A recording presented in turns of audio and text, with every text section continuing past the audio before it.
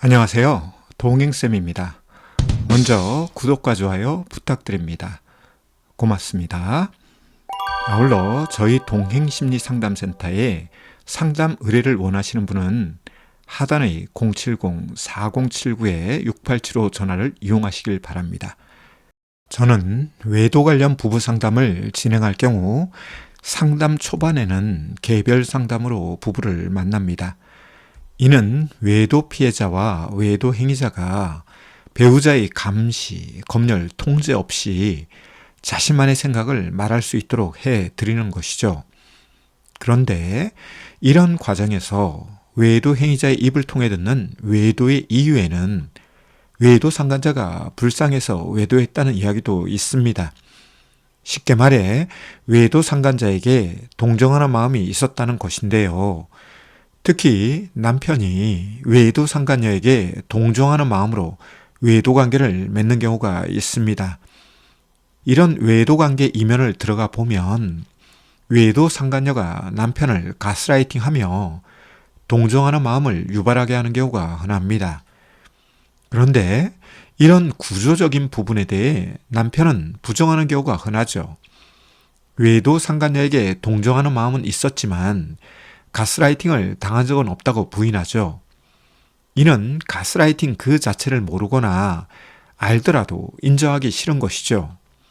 이에 외도 직면 후 부부는 외도 그 자체로 인한 갈등뿐만 아니라 가스라이팅에 대한 이견으로 갈등이 강화되는 경우도 있습니다. 특히 이혼한 여성이 외도 상간녀일 경우 남편은 쉽게 동정하는 마음을 가질 수 있고 외도 상간녀로부터 가스라이팅 당할 수 있는데요. 여기에는 또 다른 측면에서 생각해 볼 수 있는 것이 있죠. 그것은 외도 상간녀에 대해 동정하는 마음을 가지면서 남편은 자신의 부적절한 외도 관계로 인한 죄책감을 상쇄한다는 것이죠. 즉, 외도 관계가 부적절하다는 것은 인지하면서도 그로 인한 감정 노동을 동정하는 마음으로 덮어 씌우는 것이죠. 이에 자신의 외도 행위에 대해 죄책감이 들지 않게 하는데요. 내가 외도하는 이유는 저 사람이 불쌍해서이다 라며 정신승리하는 것이죠. 그런데요, 신기한 것은 그 다음에 있습니다.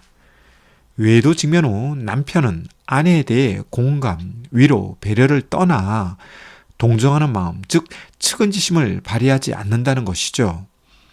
그래서 외도 피해자에게 불쌍한 마음을 가지지 않습니다.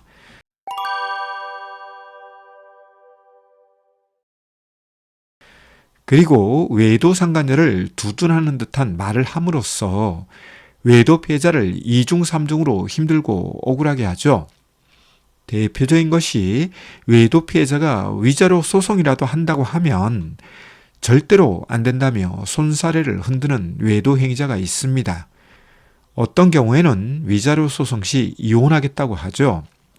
이런 행위가 무조건 외도 상간자를 두둔하는 것은 아니지만 외도 피해자 입장에서 볼 때 외도 상간자를 두둔하는 것으로 보이죠. 그래서 이런 상황에 직면하는 외도 피해자는 잦아들던 분노와 울분을 다스리지 못하고 감정을 폭발하면서 외도 직면 직후 원점을 벗어나지 못하죠. 그럼 외도 행위자는 오히려 화와 역정을 냅니다.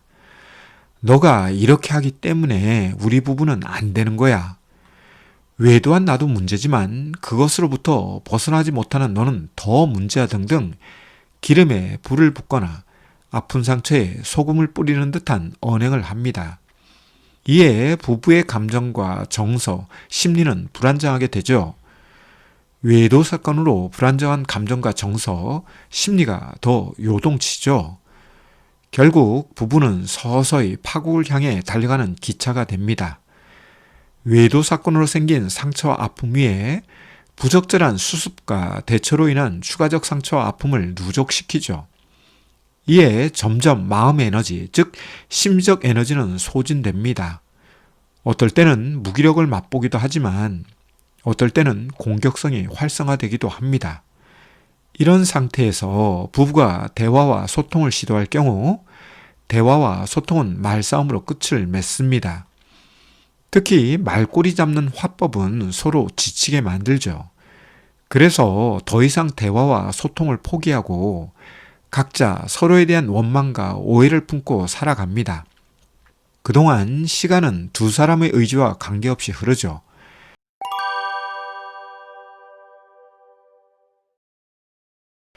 결국 외도 직면 후 시간이 흐르면 흐를수록 외도 피해자는 구석으로 몰리게 됩니다.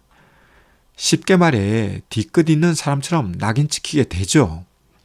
반대로 외도 행위자는 기고만장합니다. 외도 관계를 정리했으니 내 할 일 다 했다는 식으로 목과 어깨에 힘을 주면서 외도 피해자를 구석으로 몰죠. 따라서 외도 직면 후 부부는 빠른 대처와 함께 문제 해결에 집중할수록 외도 직면 후 후유증을 예방할 수 있습니다. 이 세상사에는 타이밍이라는 것이 존재하는데요. 타이밍을 놓치게 되면 여러 가지 문제가 발생하죠. 그래서 해결된 것도 아닌데 해결된 것처럼 믿어야 하거나 해결되었다고 주장하는 목소리에 매몰되어야 하죠. 특히 외도 피해자 입장에서는 해결된 것이 하나도 없는데 외도 직면 후 시간이 지났다는 이유만으로 그 누구에게 하소연할 수 없는 신세가 되기도 합니다. 이런 경우로는 외도 피해자 원가족도 예외가 아니죠. 외도 직면 후 시간이 흐르면 흐를수록 외도의 후유증에서 벗어나지 못하는 외도 피해자는 원가족으로부터 이제 그만과 같은 경고 소리를 듣기도 합니다. 따라서 외도 직면 후 빠른 대처는 중요합니다. 그리고 부적절하게 이성에게 동정하는 마음을 베푸는 외도 행위자의 심리 분석과 심리 상담은 반드시 필요합니다.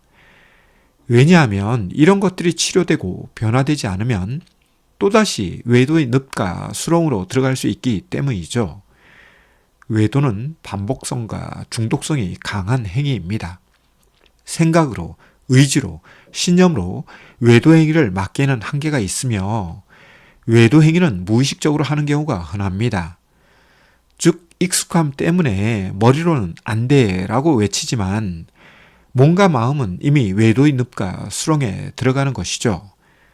따라서 외도 직면 후 외도 피해자는 치료를, 외도 행위자는 예방에 포커스를 맞춘 심리상담이 필요합니다. 외도와 직면하셨나요? 그렇다면 시간을 묵히지 마시고 치료와 예방을 위한 치료적 작업을 시작하세요. 시간이 흐르며 코너로 몰리는 외도 피해자가 되지 마시고 익숙함에 빠지는 외도 행위자가 되지 마세요. 오늘 준비한 것은 여기까지인데요. 내용이 유익했다면 구독과 좋아요 부탁드립니다. 고맙습니다.